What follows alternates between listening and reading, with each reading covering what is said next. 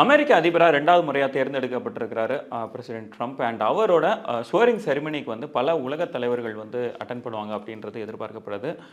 அதிலும் குறிப்பா பலர் வந்து எதிர்பார்க்கப்பட்ட லீடர்ஸ் அப்படின்ற மாதிரியே நம்ம சொல்லிடலாம். குறிப்பா நரேந்திர மோடி அவர்கள் வந்து அதில் கண்டிப்பா பங்கேற்பார் அப்படின்றதுல எந்த ஒரு சந்தேகமும் கிடையாது. பட் இருந்தாலும் அமெரிக்காவுக்கு எதிரி நாடாக கருதப்படுற சில நாடுகளில் உள்ள தலைவர்கள் அங்கே பங்கேற்பாங்களா இல்லையான்றது இன்னுமே ஒரு கேள்விக்குறியா இருக்கு.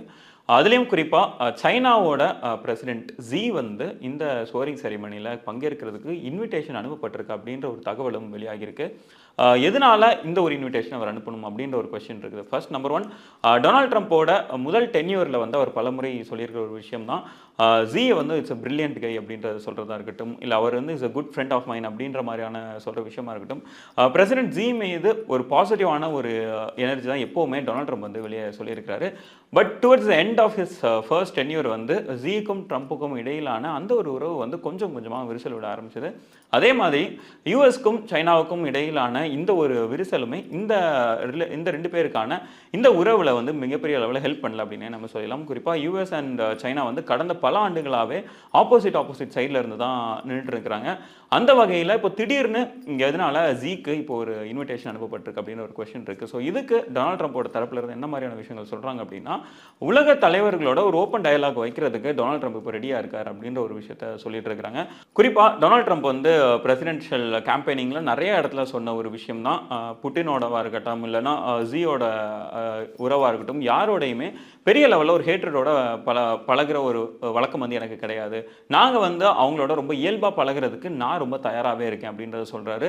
அண்ட் உலகம் வந்து at the end of the day ஒரு பீஸ்ஃபுல்லான இடத்துக்கு போச்சுன்னா நல்லது தான் அப்படின்ற ஒரு விஷயத்த அவர் பல முறை சொல்லிட்டே வராரு.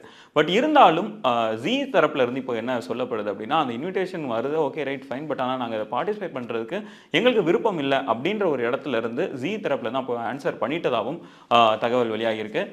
முன்னாடி சொன்ன மாதிரி towards end of his first tenure வந்து டொனால்ட் ட்ரம்ப்புக்கும் சீனாவுக்கும் இடையிலான ஒரு உறவில் வந்து பயங்கரமான விரிசல் விட ஆரம்பிச்சது. அதுலேயும் குறிப்பாக கோவிட் டைமில் வந்து சைனாலேருந்து வந்த வைரஸ், இது வந்து சைனீஸ் வைரஸ் அப்படின்னு சொல்கிற விஷயமா இருக்கட்டும், இது வந்து இந்த ஒரு உறவில் வந்து பெரிய லெவலில் ஹெல்ப் பண்ணல அப்படின்னு நம்ம சொல்லிடலாம். சரி, அப்போ சைனாவுக்கு இன்விடேஷன் போயிருக்குது. அதே மாதிரி சைனாவுக்கு நிகராக பார்க்குற நார்த் கொரியாவாக இருக்கட்டும் இல்லைனா ரஷ்யாவாக இருக்கட்டும், இவங்களுக்கெல்லாம் இதுக்கான அழைப்பு இருக்குதா அப்படின்னு கேட்டோங்க அப்படின்னா, நார்த் கொரியாவை பற்றிய இன்னும் பெரிய லெவலில் தகவல் வெளியாகலை.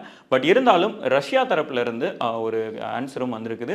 எங்களுக்கு இதில் பங்கேற்கிறதுக்கான இன்விடேஷன் இன்னும் அழைக்கப்படலை, ஸோ அதனால நாங்கள் இதுக்கு பங்கேற்கிறது சந்தேகம் தான் அப்படின்ற ஒரு விஷயத்த சொல்லியிருக்கிறாங்க. பட் டொனால்ட் ட்ரம்ப் வந்து செகண்ட் டென்யூரில் வந்து ஓப்பன் டயலாக் ரெடியாக இருக்கார் அப்படின்ற இந்த ஒரு பேச்சாக இருக்கட்டும், இல்லை இந்த ஒரு கருத்து எப்படி டெவலப் ஆகுது அப்படின்றத பொறுத்து தான் பார்க்கணும். அண்ட் இந்த ஒரு இனாகரல் ஃபங்க்ஷனில் எந்தெந்த உலக தலைவர்கள் பங்கேற்க போகிறாங்க அண்ட் இதில் பல டீலிங்ஸும் பேசப்படுறதுக்கான வாய்ப்புகள் இருக்குது அப்படின்னு சொல்லப்படுது.